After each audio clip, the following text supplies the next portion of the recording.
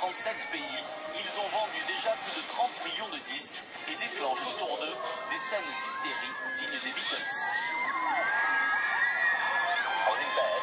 J'étais au lit, je me suis levé parce que j'entendais un bruit sur le balcon. Et j'ai vu une fille me regarder, elle essayait d'ouvrir la fenêtre et de rentrer.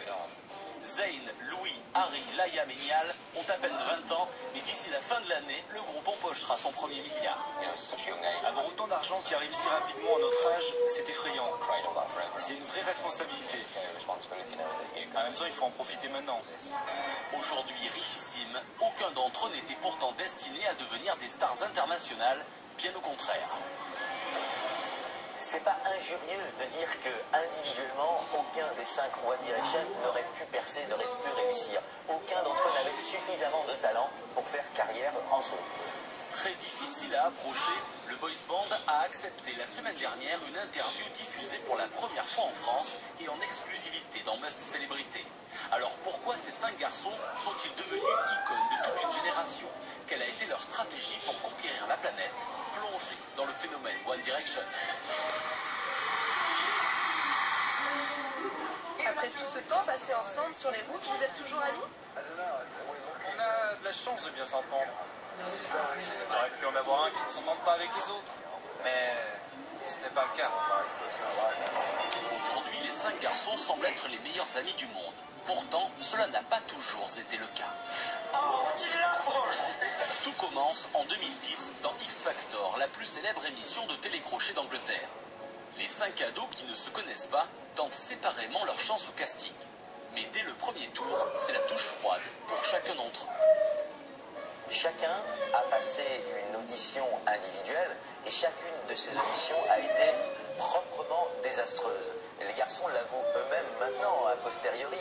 Chaque interprétation qu'ils ont faite ne méritait absolument pas qu'ils soient qualifiés pour l'étape suivante. A priori sans talent, les 5 garçons sont recalés.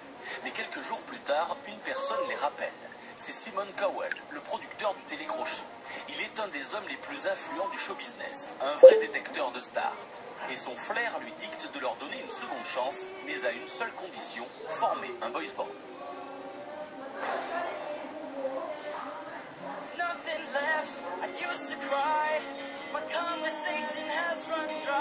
Et voici les premières images de leur casting, cette fois-ci tous ensemble. Et la magie opère.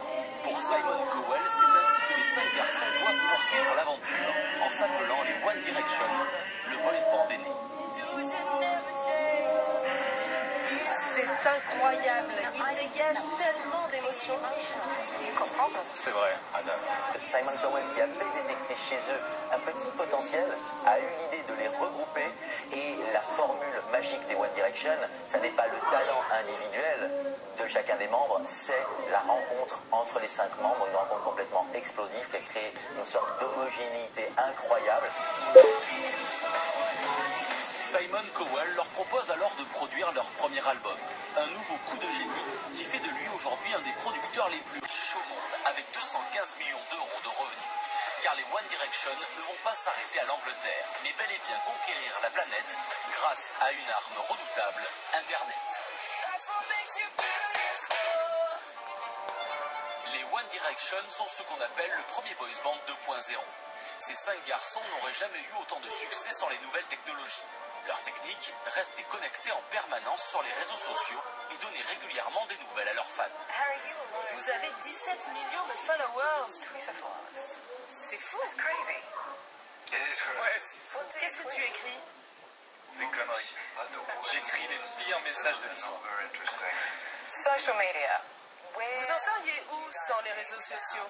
Twitter and Facebook. Franchement, à la rue. Mais le simple fait de communiquer sur le fait qu'ils sont en train de manger des burgers, sur le fait de montrer qu'ils ont eux aussi, comme tout le monde, des chaussettes sales, tout ça les rend encore plus sympathiques et encore plus normaux. Et cette normalité représente un fonds de commerce. Résultat, le groupe a littéralement créé autour de lui une véritable communauté internationale. Cette scène de folie, ici à Paris, est identique à celle qu'on peut voir à Londres, à Sydney ou encore à New York. Ces fans prêts à tout pour leur groupe se sont baptisés les Directioners et il y en a des millions. la fanbase des One Direction est plus que planétaire. C'est-à-dire qu'on a l'impression que si on allait en chercher dans l'espace, on en trouverait tellement dans chaque pays. On a des millions de jeunes filles qui portent des t-shirts One Direction, qui sont followers de One Direction, qui sont bref de la tribu des Directioners. En France, nous avons rencontré 3 de ces Directioners. Oh, il y a lui qui a tweeté. Oh. Bérénice, Naomi et Charlotte ont entre 13 et 16 ans et consacrent tout leur temps à chatter sur Internet avec d'autres fans du groupe. On est une famille, on est très proche des autres Directioners, même si elles habitent pas dans la même ville que nous. Puis ça fait plaisir de parler avec des gens qui ressentent la même chose que nous. On peut parler avec des Anglaises, avec des Hollandaises, des Japonaises, je sais pas, des Australiennes. Une stratégie qui a fait exploser les ventes. Albums, tournées, produits dérivés, partout dans le monde, des magasins uniquement dédiés au groupe ouvrent leurs portes. Le boys band est d'ailleurs souvent accusé d'être avant tout un gigantesque business, mais les garçons s'en défendent. C'est pas correct de dire que nous sommes un business. Parce que si notre musique n'était pas réussie, tout le reste s'effondrerait. On n'est pas uniquement là pour vendre des t-shirts. Aujourd'hui, les One Direction pourraient devenir le premier boys band à générer $1 milliard de recettes, du jamais vu dans l'histoire de la musique. Une véritable success story pour 5 adolescents partis de rien. Il leur reste à prouver que le phénomène ne sera pas éphémère.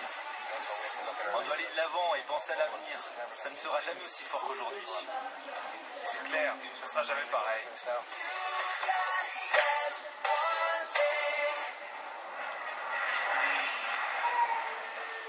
Cette semaine, nouveau programme chargé.